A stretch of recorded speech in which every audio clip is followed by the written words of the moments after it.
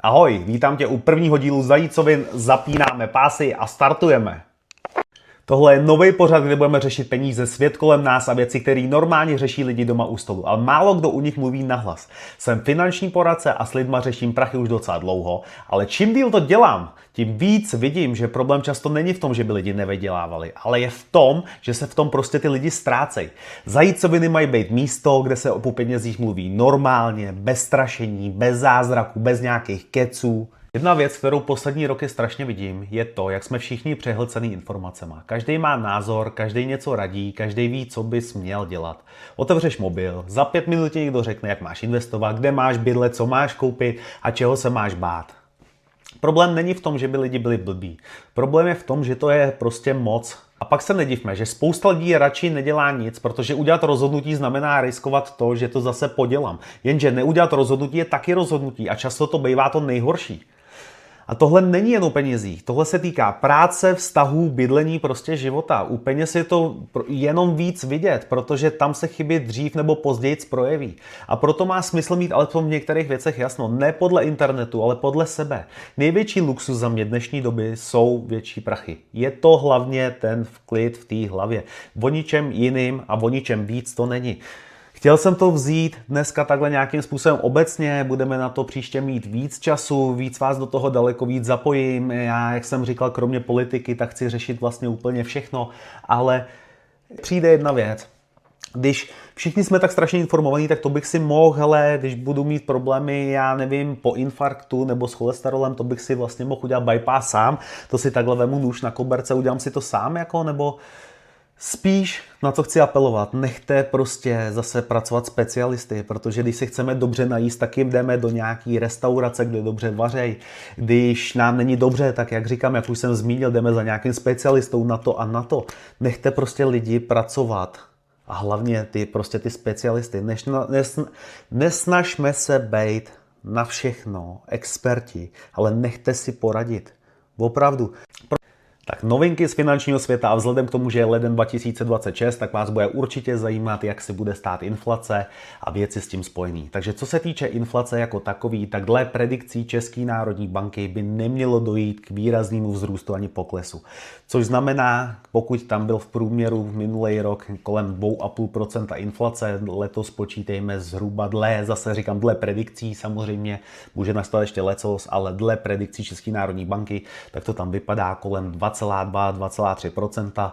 Česká národní banka daří se jí držet to nějakým způsobem na minimum, takže za mě myslím, že to je takhle v pořádku, takže situace inflační bude podobná, jako byla loni. Ruku v ruce s tím další věc. Vzhledem k tomu, že často řeším pro lidi bydlení a je zajímá, jak já si myslím, že se bude dařit těm sazbám, jestli se to bude zdražovat, jestli se to bude slevňovat a podobně, tak jak už jsem říkal, vzhledem vlastně k té inflaci, k 3M Pribor a k těm vlastně sazbám si myslím, že to bude celý rok, řekněme, na té podobné vlně, jako to bylo loni, možná nějaký slevnění dle toho, co já si myslím, tak tam proběhne někdy možná ke konci roku. To slevnění nebude markantní, nebo respektive snížení těch sazeb nebude až tak markantní. Ba naopak si myslím, že v prvním kvartálu roku 2026, tak si tam myslím, že by mohlo možná dojít i k mírnému zdražení. Takže co tím chci říct? Určitě prostě nečekat, jo, protože žádný velký poklesy těch sazeb nejsou, jak říkám, na pořadu dne. A prostě, jak já říkám, co se týče bydlení, čím dřív začneš, tím dřív skončíš, jo. Takže samozřejmě neřešit, nečekat na zázrak, nečekat zase na ty naše 2%, které tady nikdy byly, prostě začít fungovat. A pokud to zvládnu za těchto z těch podmínek, tak přece pokud teda ta predikce bude taková, že se těm bankám bude dařit, že se bude dařit, co se týče vlastně sazeb úrokových, to nějakým způsobem srazit dolů, tak určitě pokud to zvládnu teď, tak to zvládnu i potom. Jo. Další věc, co tam je k tomu, jsou růsty cen nemovitostí. Jo. Samozřejmě tak jako tak, pořád říkám o hypotéce, že to je ten nejlepší dluh, který můžu mít. Jo. Jediný dluh, který dává smysl a je jediný dluh, který v horizontu prostě těch let, co já to splácím, prostě je furt výhodný. Takže přemýšlet o tom takhle a nečekat tady na nějaký čísílka, protože ty čísílka přirozeně nejsou všechno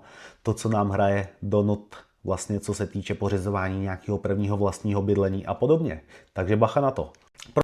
A další je téma, na který se mě teď ptáte fakt nejčastěji. Jsou to investiční byty. Jestli se to ještě vyplatí, jestli má smysl brát si na to hypošku a hlavně, co se v roce 2026 změní. Tak pojďme rovnou k věci.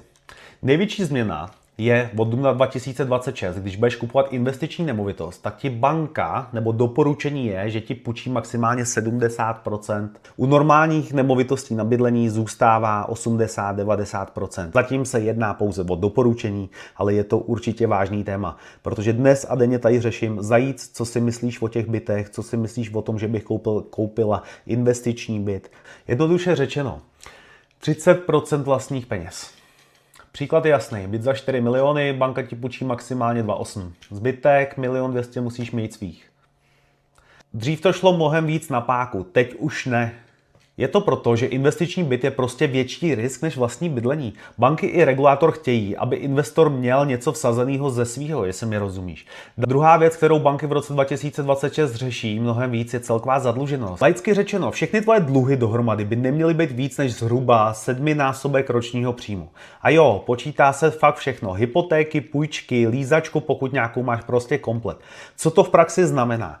Už to není o tom si vzít hypotéku na krev a doufat, že to nájem nějak zaplatí. Daleko více kouká na to, jestli ten byt fakt dává smysl dlouhodobě. Jestli máš rezervy, jestli to ustojíš i ve chvíli, kdy se něco posere. Jo? Investiční byty nekončí, ale to už fakt není hra pro každýho. Rok 2026 u investic je daleko víc o rozumu, než o nějakým nadšení. Tak a máme tady nějakých prvních 5 otázek, na který jsem chtěl tady odpovědět. Tak první věc je, co to tady mám prej za sebou. Za sebou tady mám sbírku čepic, kterou si vždycky vlastně, když navštívím Spojené státy, tak si vždycky nějakou přivezu, protože vzhledem k tomu, že mám rád hip-hop a že mám rád tuhletu muziku černou, tak si vždycky symbolicky koupím vlastně z cesty takovýhle suvenýr, takže abyste viděli, je jich tady asi 20. A jsou v tom kšiltovky teda. Nad tím, co tam je, to jsem dostal taky otázku, je to vlastně nějaký model nějakého motoru, který se pohybuje, protože vzhledem k tomu, že mám hodně rád stroje, tak tam je model pracující, kde se ti rozsvící vlastně válce, jak zapalují a podobně. Všechno to je plně funkční, takže to je tohleto, abych na to zodpověděl. Další věc, co tady koukám, měli jsme, co to je za židli, tak je to Sparco s pásama OMP.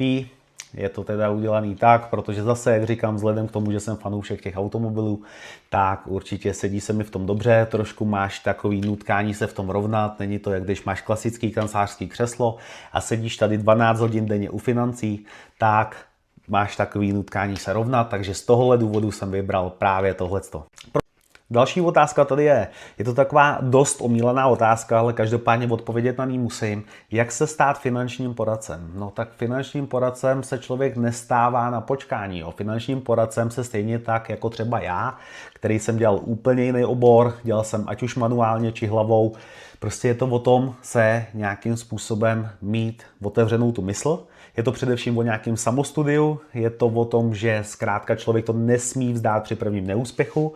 A vlastně já vzhledem k tomu, že jsem chtěl celý život někomu s něčím pomáhat, to znamená, ať už to jsou prostě, jak říkám, doktoři, hasiči, celkově někdo, jak říkám, policie, třeba jsou to prostě lidi, kteří nějakým způsobem, včetně doktorů, že jo, včetně těch lidí, tak jsou to lidi, kteří někomu pomáhají. A to je to, co já jsem vždycky nějakým způsobem chtěl. A mě vlastně poradenství jako takový umožňuje nějakou tu pomoc těm lidem, takže to je to, co mě u toho drží, ale nějakým způsobem jak začít, nebo stačí, najít si teda někoho, komu budete věřit, jo, to znamená, můžete se ozvat mě, můžete se ozvat komukoliv jinému.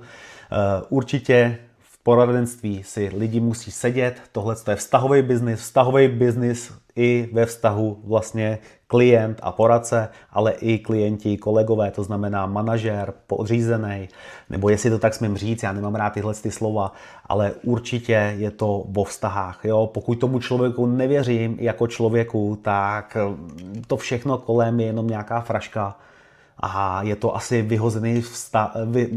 asi vyhozený čas pro všechny strany, nejenom pro klienta, nejenom pro poradce, nejenom pro manažera a podobně. Takže určitě to je o tom zkusit,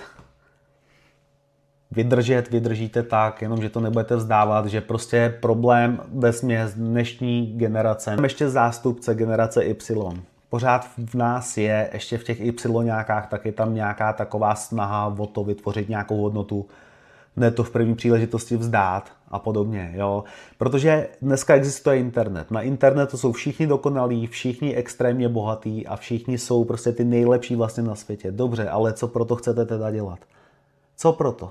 Pokud chci mít lepší život zítra, než ho mám dneska, tak co proto udělám? Je to o konkrétních krokách a nejde vůbec o poradenství. Jedná se tady o to celkově, musím vědět, co chci dělat, musím mít naplánovanou nějakou cestu a to už se musím vydat.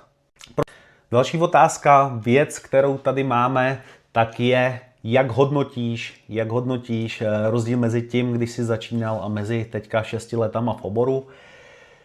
Jak to hodnotím? Helejte, tak určitě rozdíly si tam myslím v tom, že spousta věcí se tam nějakým způsobem ulehčilo, to znamená, co se týče vlastně zpracování vlastně finančním poradcem, nějakým způsobem to celkový realizování je o něco jednodušší. Na druhou stranu já zase jsem pro to, aby se nějakým způsobem ty pravidla trošku zpřísňovaly, jo, protože samozřejmě i já sám jako takové, já chci, aby prostě poradenství nebylo vlastně sprostý slovo a stojím si za tím, aby prostě, když už budou nějaký ty restrikce, tak aby ne každý dokázal něco takového splnit a aby to poradenství, řekněme, bylo takového něco výběrovějšího.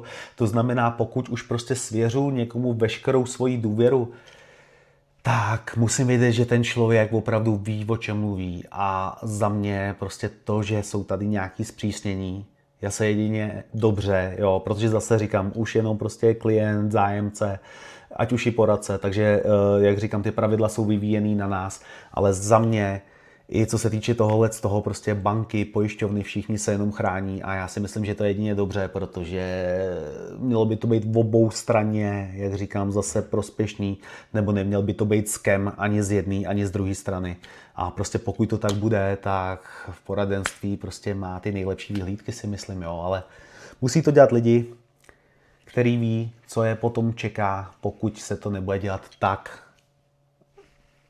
jaký jsou nějaký nastavený ty pravidla, jako jo, to je hloupost za mě. Tak a co se otázek týče, tak to pro dnešek máme u konce. Já bych chtěl apelovat na vás pro příští zajícoviny. Určitě napište mi dolů do komentu, co bych tam měl probrat, ať už to jsou věci, jak říkám, z běžného života, nebo ať to jsou věci zkrátka finančního charakteru, co vás bude zajímat. Bouchněte mi to dole do komentu, já se tomu budu věnovat. Těším se na to, pomůžete mi s tím a hrozně mě baví vám na tohle odpovídat, takže budu se jenom a pouze těšit a čekám na vaše otázky. Zajícoviny budou vycházet každý týden, budeme řešit peníze, svět kolem nás a reální věci, které lidi fakt žijou. Taky jsem jednou za měsíc budu zvát zajímavý hosty z oboru financí. Jestli ti to dává smysl, dej odběr a jestli znáš někoho, komu by to pomohlo, anebo mohlo pomoct, klidně to pošli dál. Já jsem rád, že jste tady a vidíme se u dalšího dílu.